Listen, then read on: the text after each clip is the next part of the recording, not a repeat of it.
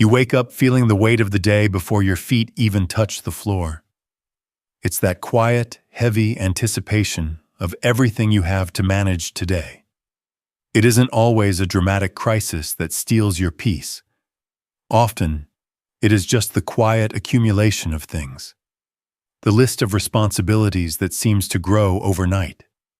The unspoken expectations you feel from your job, your family, or even from the person you see in the mirror. You might feel a subtle tightening in your chest as you consider the hours ahead, wondering if you have the emotional reserves to meet them with grace. There is a specific kind of exhaustion that comes from being the one who holds everything together, the one who is expected to know the way forward, even when the path ahead feels shrouded in fog.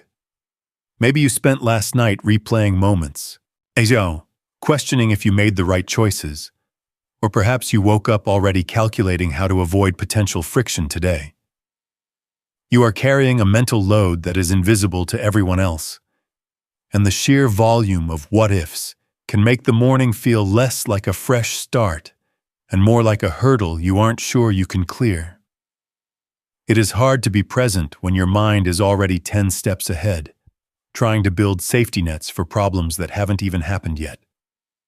There is an honest human ache in wanting your life to be steady and meaningful, yet finding that you are constantly distracted by the noise of immediate needs. You want to walk into this day with a sense of purpose, but the internal static of hurry and pressure keeps you reactive instead of intentional.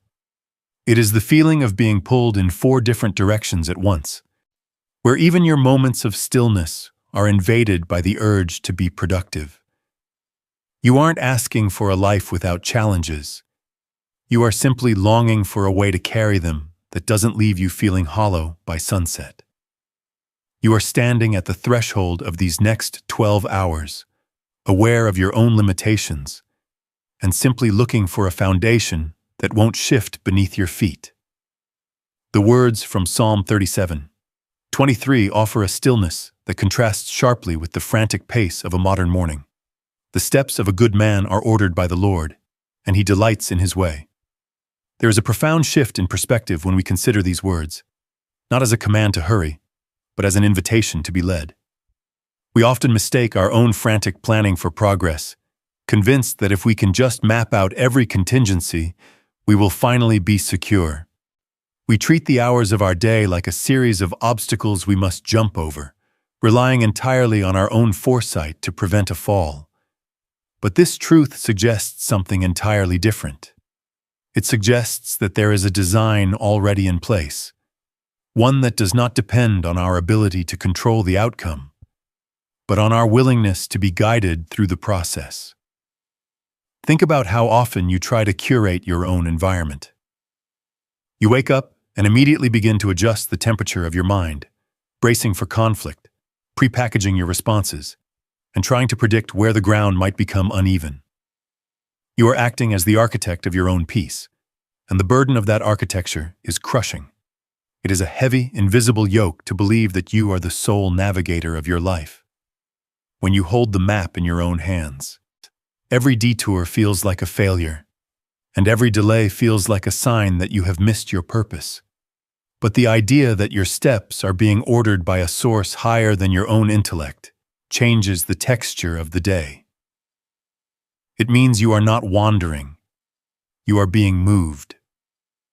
There is a false belief that we often harbor, that if we are not feeling the weight of the stress, we are not being responsible.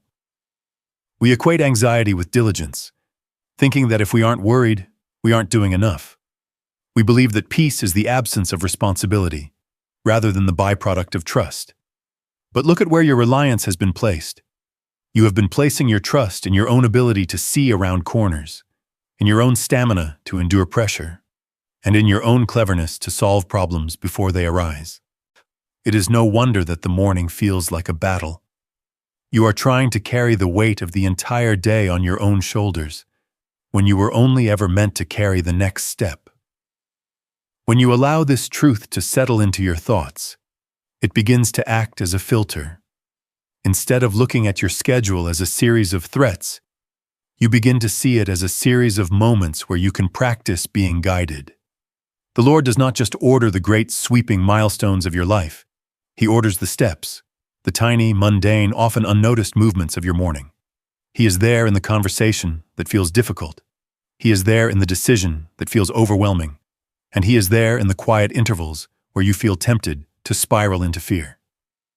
He delights in your way. That word delight is rarely used in our internal dialogue.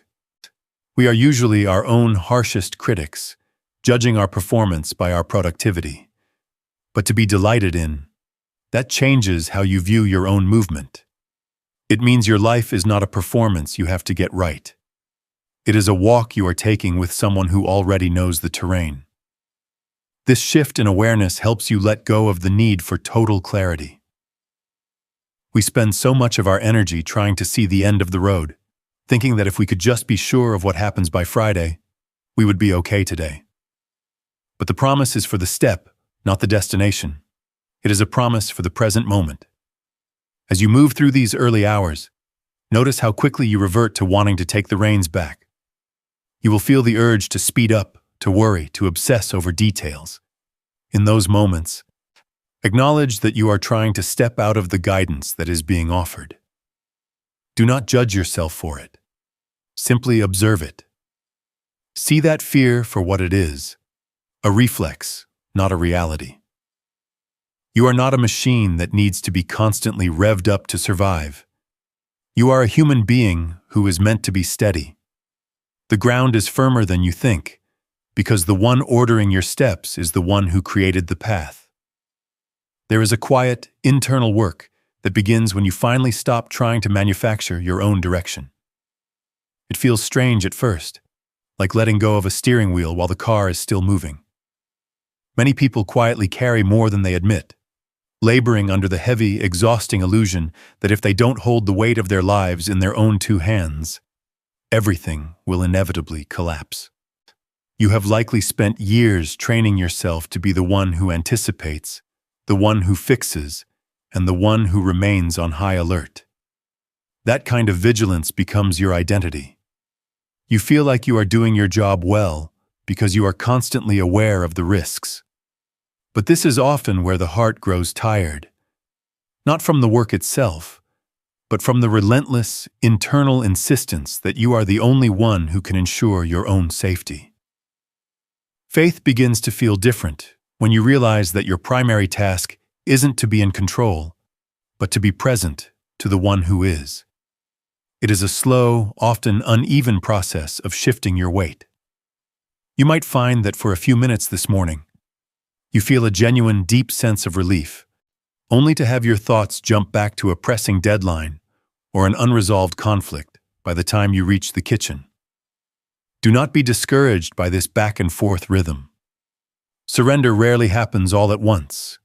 It happens in 1,000 tiny, deliberate choices throughout your day. It is the choice to breathe when you want to brace. It is the choice to offer a moment of quiet focus to the present task, rather than letting your mind sprint toward the anxieties of the afternoon. You might notice that as you release the need to force your own outcomes, you start to feel less reactive. When a sudden interruption happens today, your first instinct won't be to panic or to view it as an assault on your schedule. Instead, you might find yourself pausing, wondering if this specific, unexpected step is part of a design you don't yet see. This doesn't mean you stop planning or being diligent. It means you stop being desperate. There is a profound difference between working with excellence and working with fear. When you are working from a place of trust, you are free to give your full attention to what is right in front of you, without the shadow of what if looming over your shoulder. Consider the parts of your life that feel most stagnant or confusing. We often try to muscle our way through these areas, convinced that if we just push hard enough, we can force a breakthrough. But what if you stopped pushing for a moment? What if you took your hands off the outcome and simply asked to be guided through the next hour and then the next? There is a quiet, powerful freedom in admitting that you don't know the way. It sounds like weakness, but it is actually the beginning of true strength. It is the moment you stop competing with God for the role of architect. You are not being asked to have a perfect, serene emotional state. You are being asked to be honest about where you are. If you are anxious, be anxious in His presence. If you are overwhelmed, be overwhelmed while holding on to the promise that your steps are being ordered. You don't need to perform a version of yourself that has it all together. The grace that meets you this morning doesn't require you to be anything other than exactly who you are, in the exact state you are in. As you stand here ready to move into the noise of the world, there is a sense that the internal static is finally beginning to settle. The frantic need to prove your value or secure your future is losing its grip. You are realizing that you are held, you are being led, and that is enough to carry you through whatever this day demands. Lord, as we step into the threshold of this day, we bring to you the weight of everything we were carrying before we started this morning. We acknowledge the frantic pace of our minds and the subtle, steady drumbeat of anxiety that tells us we must be in total control to be safe. We release that heavy burden now. We choose to stop trying to architect our own futures, and instead, we place the layout of our day into your hands. We recognize that our attempts to predict and manage every variable have only left us exhausted and distracted. We ask that you replace our need for certainty with a deeper, quieter trust in your guidance. Help us, in the moments when the pressure begins to rise, to remember that our steps are not ours to navigate alone. When we feel the pull to rush, to worry, or to force a solution, gently remind us to pause and breathe. Teach us how to work with diligence, but without the desperation that comes from thinking we are the only ones holding everything together. We trust that you are in the details of the meetings, the conversations, the conflicts, and the quiet, solitary tasks that await us. We acknowledge that your view of our path is clearer and kinder than our own, and we surrender our need to have all the answers before we take the next step. Father, heal the parts of us that have become calloused by disappointment or rigid through the effort of self-reliance. Soften our hearts so that we can respond to the unexpected challenges of this day with grace rather than reactive fear. If we stumble, help us to stand up without shame.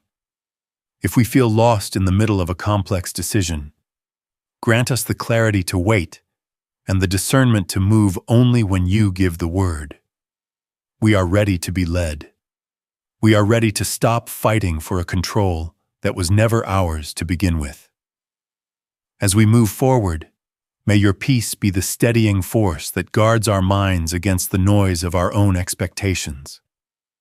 May we find that even in the middle of a busy, demanding day, we can remain anchored in the truth that we are being held, that we are being moved, and that you delight in every single step we take. We invite anyone who has been carrying this same weight of silent pressure to join us in this act of letting go.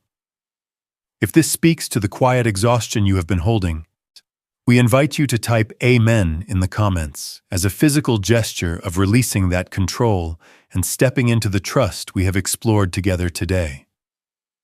May you walk through these coming hours with the calm assurance that you are not walking alone, that your path is ordered by a love that is deeper than your fears, and that you have all the grace you need for the journey ahead. Amen.